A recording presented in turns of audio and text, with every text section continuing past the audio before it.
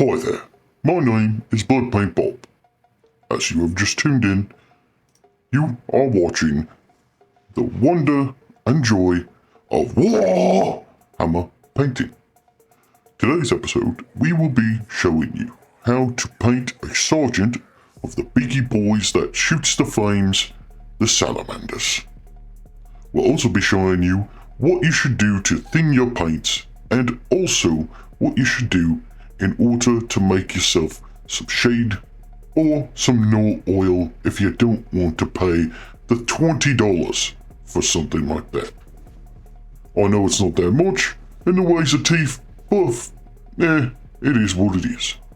Now, for this, you're going to need some paints, which are of the following, or somewhat darker green, somewhere between, I would say, a Skittle and an M&M. You're going to want a brighter green, somewhere like this lime green from FolkArt. You're also going to want some type of black matte. I'm using licorice. I'm also using a gold metallic for the shoulder pauldrons and the detailing. I'm using, again, treasure gold platinum from FolkArt. Stuff is really good. I'm also using, again, cinnamon for some tanning and some fabric. I'm also using some red, but we forgot to put that on screen. Any red will do, just a little bright red will be perfect. And a cup, so that way you can wash your paintbrush. Now, to show you what you need to do to make your paints look thin is somewhere around like this. I know it doesn't look right, but at the same time, this is how you make sure that your paints are thin. Now, it may not look right, but it is. You want something along the lines of a liquidy. That, which shows a dollop and which shows some that's been liquefied with water, shows that it actually paints on pretty well. You're looking for a consistency that will just be on your thumb, but won't streak or move no matter what. That is the right consistency, I would say. Except for some who always paint with blob, and I nearly lose my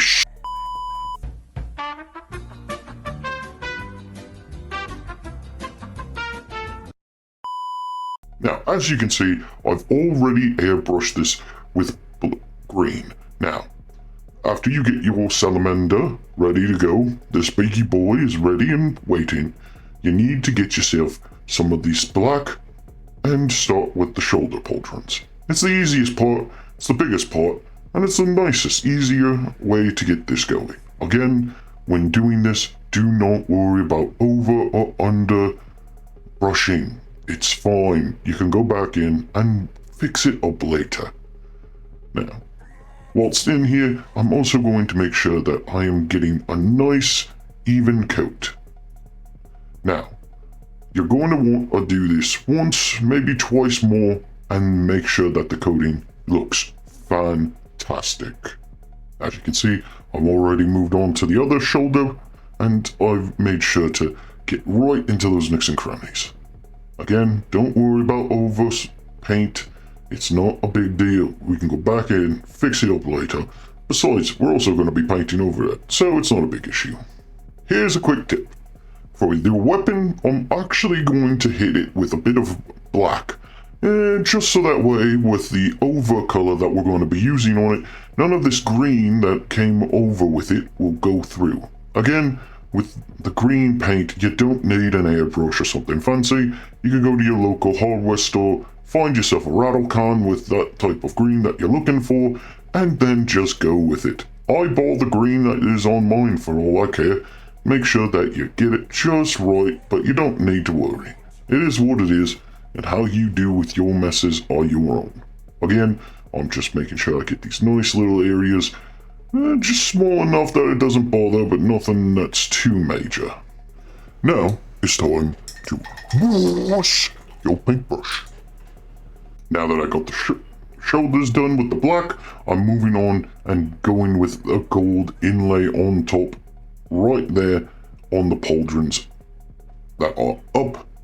It takes a little bit of getting used to, but you need to understand, one, crucial thing.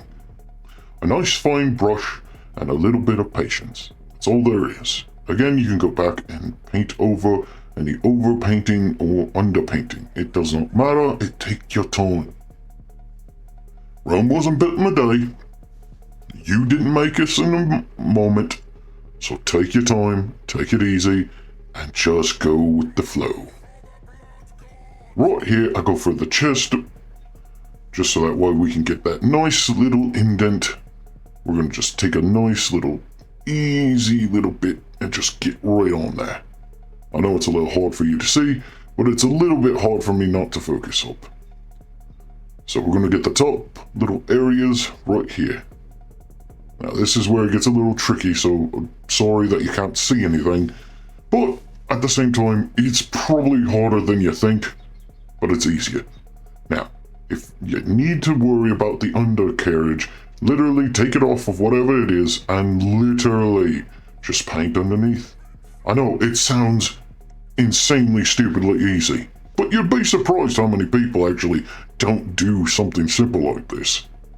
I mean, seriously, you'd be surprised. Now moving on to the other shoulder pauldron, and once that's complete, we can move on to the next part, which is my favorite. Now it's time to wash your paintbrush.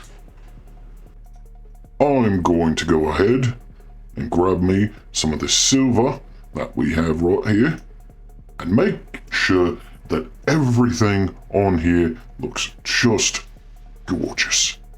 I know it might look a little rough, but you gotta take your time. And with this type of paint, it's big and thick enough, well, actually thin enough, that you actually only need one glob, and then you can just easily spread it around. With silver or platinum, you don't really need to water it down. Because it's so thin, it actually does its own job for you. Now here comes the tricky part, and I need you to pay attention very closely to me. You're going to want to get yourself that green that you already got liquefied and everything else for it. You know, the one that's really thin, the brighter green. And get ready, because you're going to thin it pretty thin, just enough that it's not all right there. Then you're just going to go ahead, right like this, and get it right into those grooves. Now you might be saying, what are you doing? But here's the thing. If you actually get it liquidy enough, if you actually thin it out enough that it's more or less like a glaze, you just keep brushing and brushing and brushing and brushing what you got on there, and you'll actually dull it down a bit. As you can see, it's dull, but it's still there and you can still see it. That's fine. Again, don't worry about this. There's a reason for it. As you can see, I go in with the green again and just get some more area on there, just making sure that it's nice and pop. Again, you're not grabbing the paint. You're grabbing the water that has washed onto the paint.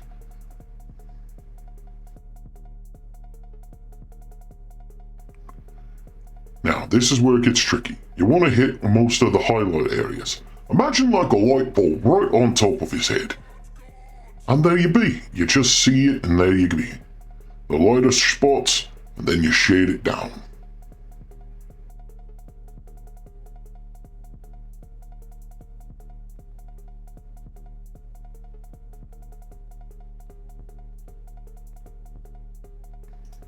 Now, I'm not going to skip ahead, I'm not going to put you through that, and I'm not going to, just rush through this and have you just try to keep up with like some type of fast forward. I'm going to make sure that you get to see all of this in its natural lighting, natural push through.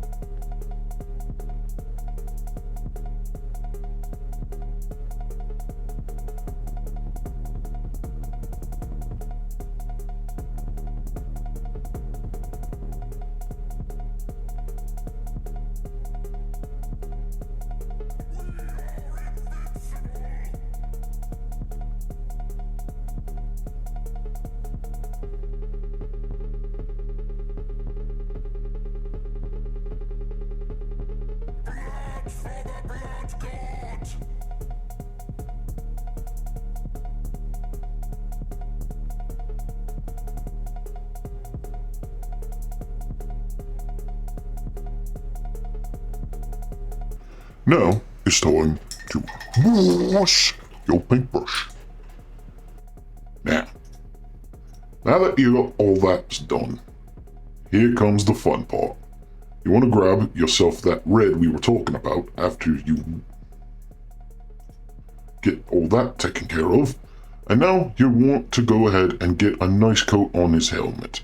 I understand that a lot of people are probably wondering, wait, why are we just getting red on his helmet? We need it thicker, right? Well, you're going to do about 1 or 2 coats. Reason being, if you want it nice and bright red, that's fine. But for sergeants, it's more of a dull red. The brighter the red, the more you thin it, it's not actually going to pop as much. Plus, with the paint underneath, it's not going to look quite right. It's actually going to be a little bit dull. Now, it's time to wash your paintbrush. As you can see, we moved on and we're choosing a different camera angle for this one. Now, after you got done with your brush, you're going to grab the brown. I understand that it is a little bit tricky with this part, but it's quite nice if you actually do it right. It's just right there next to his hand. It's a little hard to see and it's a little hard to get, but you're just going to make sure there's one nice even coat right there, right next to his hand. Again, do not worry if you get over or under brushing. You can go back and fix it later. It's not a big issue, and again, not a big deal. It's not hard for anybody to realize that. Now then, with that being said, after you get done with all that, I need you to do me a favor.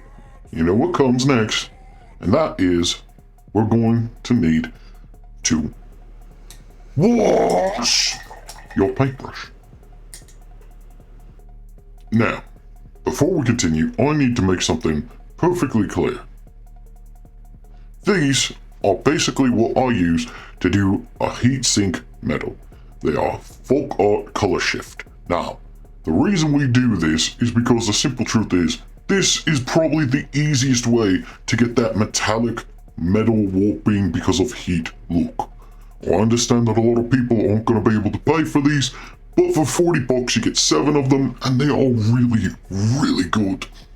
What you're going to do is basically hit them with the first color shifter, and more or less this is going to be the base coat. Now the reason we didn't use a black on top of it was because we actually want that green, because the green actually grabs some of the hue and it gives it a copper or somewhat metalish bronze look. Now, you might be saying, why is that? Well, I don't know. All I know is that because of certain chemical or way light works and some other shit with... You know what? Don't ask me because I don't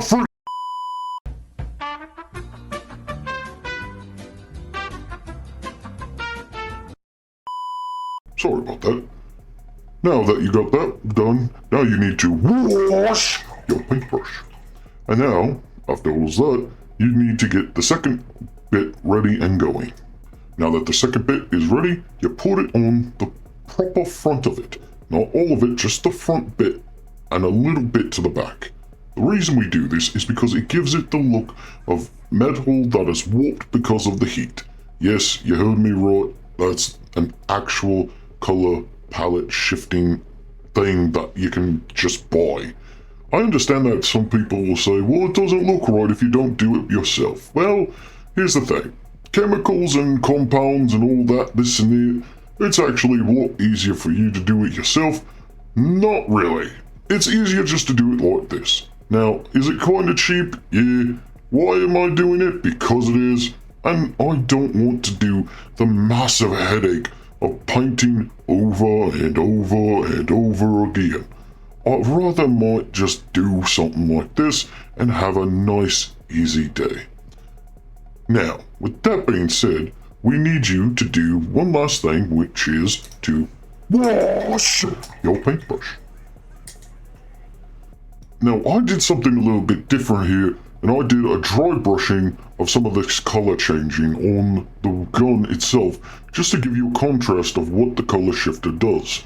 As you can see, because it's black and not green, the color looks completely different. Now, I did very carefully to do this. You don't have to. This is just me showing off. I know, I'm kind of a dick, but that's just how I am. Now then, I'm going to show you how to make no oil, and it's goddamn simple. You just make it thinner. Literally, black paint just super thinned to the point where it literally is doing that. It's pooling so badly that it does not wish to stick to anything. Now, there are people that will tell you to use some type of soap. I did not, but you can if you wish, really do wish to. But with this type of paint, you go in and just, like that, dab. You dab a little bit and voila. It gets into the creases, the crevices, the crevasses, the crevasse. And you just basically keep doing that. Now, you can keep doing that, or you can do what I did, which was because of all that bright green, I was not liking the color scheme. So I decided, to hell with it, I'm painting as much over as possible. After I got in all those little nooks and crannies, I just looked at it and thought, this don't look right. It needs to be a bit different. Well, screw it. And then, here you go. I just said F it and went at it. It's just the simple truth. Because of its thin, so thin, you don't really need to worry. It literally will dry and crust on top of the other paint. So it'll give it a darker look to it. Which for the legs, that's actually okay. Because it means that he's been walking through sludge or some type of debris. Which with these beaky boys, that's an unusual thing. Now, with this prim and proper like, I keep doing this all over, just getting into the nice little crevices to give it some more detail. You pretty much can figure out where to go and what to do with it, so it's not hard for you to figure it out. Now, when it gets up to the top, it's not hard, it's not easy, but it is what it is. Like I said, go slow, go where you think it's right, and if you get it looking bad, just redo it, or just try to fix it as best you can. You don't have to go crazy, you don't have to make shit look good. It just needs to be better. And yeah, that was the salamander, or the beaky boys that like to flame. And as always, it's been an honor, a pleasure, and I'll see you in the next one. Bye bye.